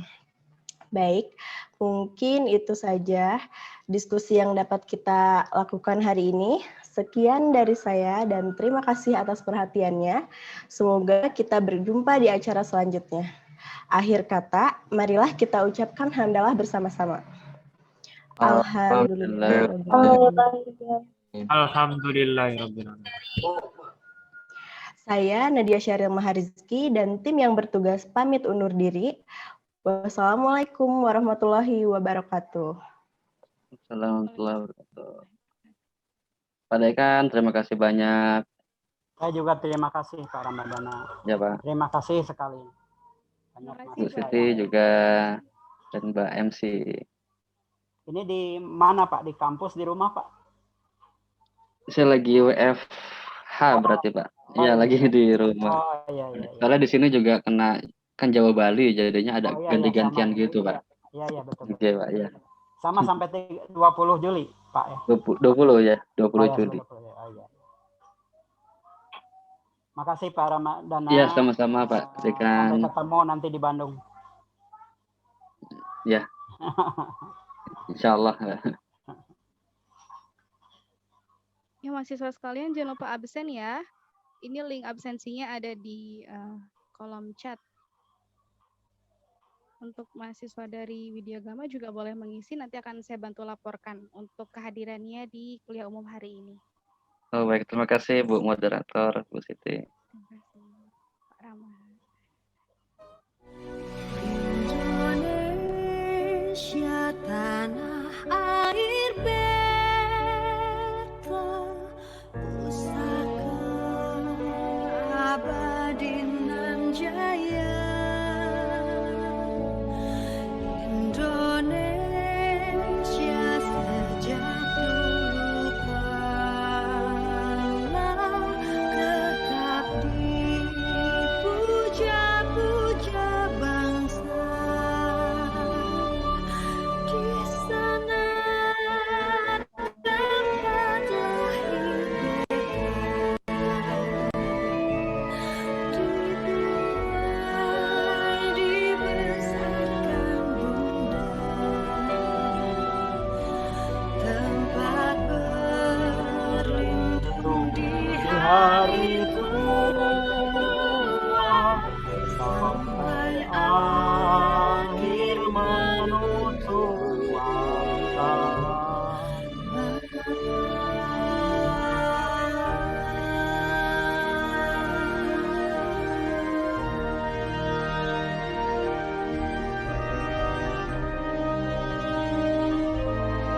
Mahasiswa boleh live kalau sudah selesai. Kalau ingin karya nyanyi boleh apa ya di sini. indah Tuhan Maha Kuasa bagi bangsa yang memujanya. Di sana tempat lahir beta, dibuai dibesarkan bunda, tempat berlindung di hari tua, sampai akhir menutup mata, sampai akhir menutup